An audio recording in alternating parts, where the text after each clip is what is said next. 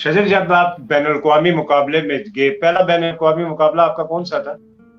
इनाम रज़ा cup Iran. और इसमें क्या कारकर्दगी थी आपकी?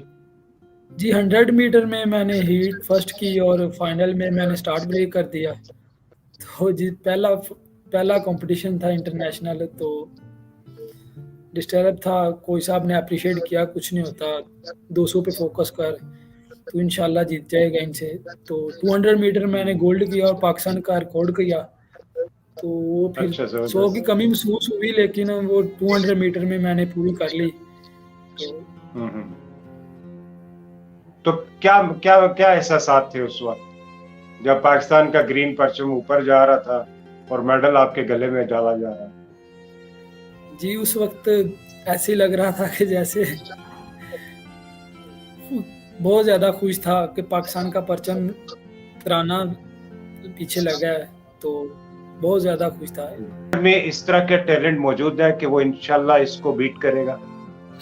देखिए जी, रिकॉर्ड जो होते हैं ना, ये किस्मत से बनते हैं। किसी किस्म का भी ठीक रिकॉर्ड है। पाकिस्तान का हो और एशिया का, साउथ एशिया का या वर्ल्ड का, तो टैलेंट हम तो अल्हम्दुलिल्लाह इसके अंदर अल्लाह ने बहुत ज़्यादा इसको अता किया हुआ है।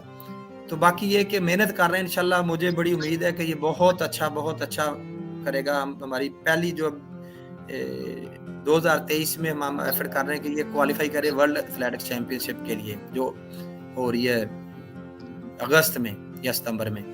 उसके बाद अगला टारगेट हमारा है सैफ गेम, जो पाकिस्तान में होनी है। ठीक है। तो उसके अगला टारगेट हमारा एशियन गेम्स है, जो होनी है चाइना में।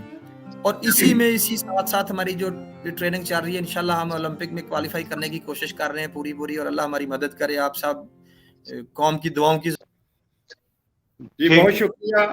आखिर में जी, स्पोर्टफिट चैनल को सब्सक्राइब करें, लाइक करें, शेयर करें। Thank you very much.